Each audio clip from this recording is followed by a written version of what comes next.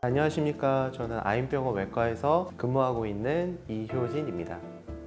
오늘 제가 소개해드릴 것은 제가 진료보고 있는 분야 중에 하나인 하지정맥류인데요. 하지정맥류는 말 그대로 하지에 있는 정맥이 붉어져 있거나 커져 있는 현상을 말합니다. 영어로는 베리코스 베인이라고 표현을 합니다. 여기서 베인은 그냥 정맥을 말하고요. 베리코스는 그 어원을 따져보면 베릭스라고 하는데, 베릭스는 붉어져 있거나 커져 있거나 늘어나 있는 모양을 베릭스라고 말합니다. 결국은 하지정맥류는 정확한 병명은 아니고 하지에 있는 정맥이 늘어난 모양 또는 그런 임상 증상을 말합니다.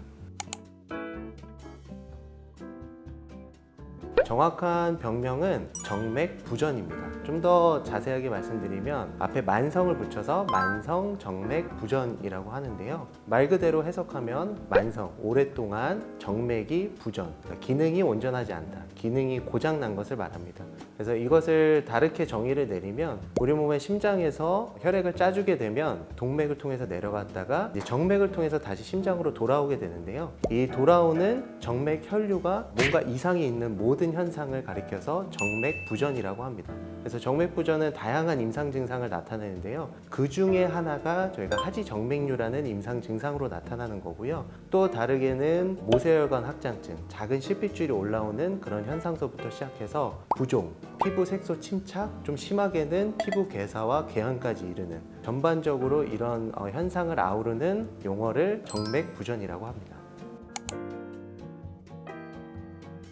정맥 부전이 생기는 원인에 대해서 파악하려면 일단 순환의 개념에 대해서 알아야 되고요. 그 다음에 정맥의 구조 또한 알아야 됩니다. 먼저 폐에서 산소를 받은 피가 심장을 타고 심장에서 짜주게 되면은 저희가 동맥이라는 길을 통해서 전달이 되게 됩니다. 동맥을 통해서 산소의 풍부한 피가 쭉 내려가게 되고요. 그래서 조직에 산소를 주고 이제 산소 부족한 피는 다시 폐에서 산소를 받기 위해서 위로 정맥이라는 길을 따라서 올라오게 됩니다.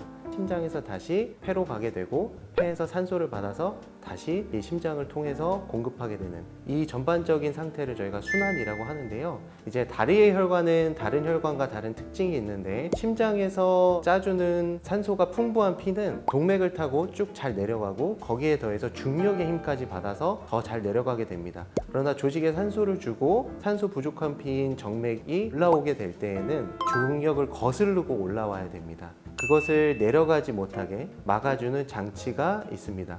바로 정맥의 구조를 살펴보면 정맥의 안에는 판막이라는 일종의 문이 있는데요. 정맥에 있는 혈액이 위로 올라갈 때에는 판막이 열어주고요. 정맥에 있는 혈이 밑으로 내려오게 되면 판막이 닫습니다. 결론적으로는 혈류의 역류가 없이 한쪽 방향으로 올라가게 해주는 역할을 판막이 한다고 볼 수 있겠습니다. 그리고 또한 보조적으로 저희가 다리에 근육이 있기 때문에 우리가 일상생활을 하면서 근육의 수축이 일어나고 그 수축에 의해서 정맥혈이 올라간다고 보시면 되겠습니다. 이 두 가지가 조화롭게 이루어지면 다리에 있는 정맥 혈류가 심장까지 잘 올라오게 되는데요. 판막이 고장나게 되면 제가 앞서 말씀드렸던 정맥 부전, 혈액이 밑으로 처지거나 역류하거나 고여 있을 수밖에 없습니다.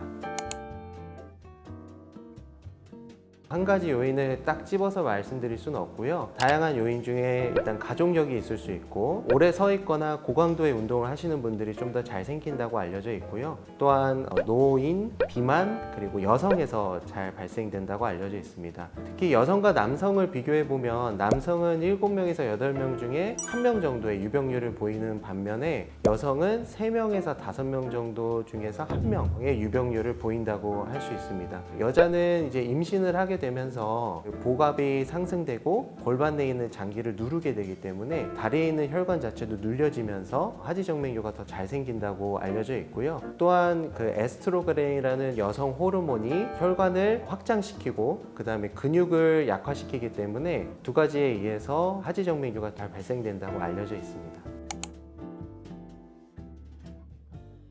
만성정맥 부전은 여러 가지 증상들이 있습니다. 가장 대표적으로는 무게감, 피로감, 그리고 부종, 이렇게 세 가지가 있는데요. 아침보다는 오래 서서 활동하고 있는 그 저녁 이후에 있어서 이 세 가지 증상들이 더 잘 발생된다고 알려져 있고요. 이 외에도 쥐가 나거나 저리거나 또는 화끈거리거나 기어다니는 느낌, 뭔가 간지러운 느낌 등등이 있을 수 있겠습니다. 가장 중요한 검사는 저희가 초음파라고 볼 수 있습니다. 우리 흔히들 알고 있는 엑스레이나 CT, MRI 같은 경우는 해부학적인 구조나 모양은 볼 수 있지만 방향성을 알 수 없습니다. 피가 어느 쪽으로 흘러가는지에 대한 방향성을 정확히 알기 위해서는 초음파 검사, 특히 도플러 초음파 검사가 유용한 검사라고 볼 수 있겠습니다.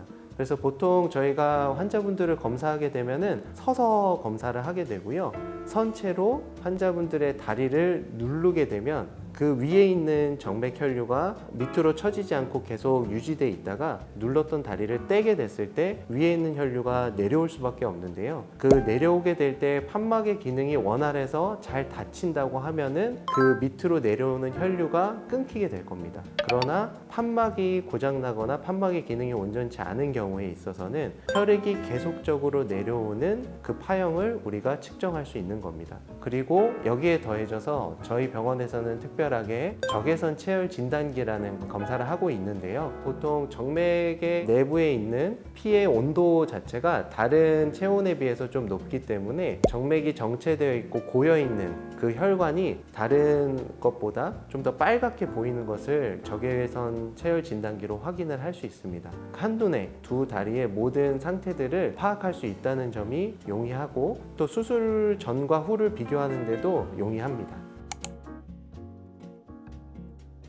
치료의 가장 큰 핵심은 문제가 되는 혈관을 막거나 제거하는 데 가장 큰 개념이라고 보시면 되겠고요. 문제가 되는 혈관을 없애게 되면 정맥혈이 어느 쪽을 통해서 가게 되는지 환자분들이 많이 여쭤보시는데 다리의 정맥의 구조를 보면은 근육으로 둘러싸여 있는 가장 중심에 있는 혈관인 심부정맥이 있고요. 그 심부정맥이 기둥이 되어서 여러 또 가지 혈관들이 나오게 되는데 하지정맥류가 있거나 만성정맥 부전이 있는 환자분들의 다리를 보게 되면은 그 가지혈관들이 보통 문제 있는 경우가 대부분입니다. 그래서 그 가지혈관들을 없애거나 막아줘도 그 안에 있는 심부정맥의 기능이 원활하기 때문에 그 모든 혈류는 심부정맥을 통해서 심장으로 올라간다고 볼 수 있겠습니다.